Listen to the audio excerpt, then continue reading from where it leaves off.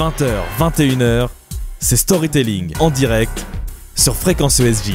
Il est l'heure de partir à Paris à la fin du XVIIIe siècle. Pas l'époque la plus calme, c'est justement là que nous amène à présent notre prof d'histoire préféré, Axel Rebaud. En pleine Révolution française, le pays voit émerger une profession à haut risque et nouvelle, le métier d'espion. Axel, vous nous présentez ce soir Monsieur Richebourg, un agent secret qui passait toujours inaperçu et pour cause, il ne mesurait que 58 petits centimètres de haut. Nous sommes en 1795, la guillotine ne fait que tomber nuit et jour sur les nuques des ennemis de la Révolution. Les nobles français, craignant pour leur tête, ils ont bien raison, ont besoin d'être renseignés sur ce qui se trame à la capitale, savoir si ça sent le roussi pour eux. Sympa l'ambiance en tout cas. Pour eux c'est pas très cool, non.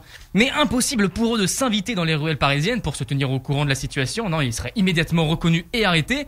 Alors qu'est-ce qu'on fait à ce moment-là ? Eh ben on envoie Richebourg. Et Richebourg, dont on ne connaît pas le prénom, c'était donc un jeune homme atteint de nanisme qui travaillait pour le compte de la famille d'Orléans. À l'âge de 21 ans, il ne mesure que 58 cm. Alors Richebourg met au point une technique pour aider ses employeurs. Une fois bien rasé, maquillé et enveloppé dans un joli drap blanc, on dirait un bébé. Oh bah oui, c'est qui le petit bébé ? Gouzi, gouzi, gouzi. Oh la scène ridicule. C'est qui ? C'est... Tu vas me lâcher, oui.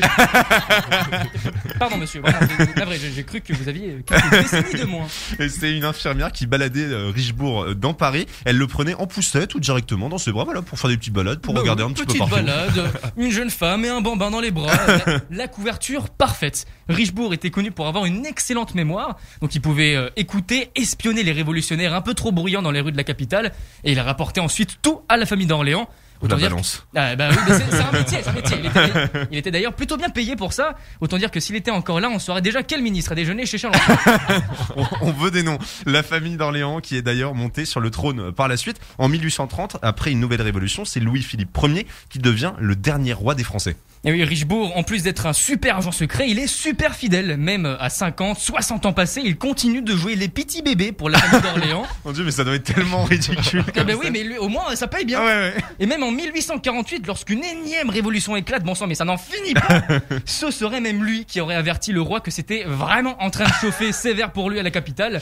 Le roi s'est donc enfui de France grâce à Richebourg. Le royaume de France perdu, mais sa tête toujours sur les épaules. Merci Riri. Oui, c'est le principal. Et Richebourg, le nain espion, échappa lui aussi à la guillotine. Il vécut une vie assez confortable grâce à l'argent qu'il avait récolté pour ses services tout au long de sa vie. Et il est mort finalement en 1858 à l'âge de 90 ans, paisiblement. Merci Axel Rebaud. 20h, 21h, c'est Storytelling en direct sur Fréquence ESJ.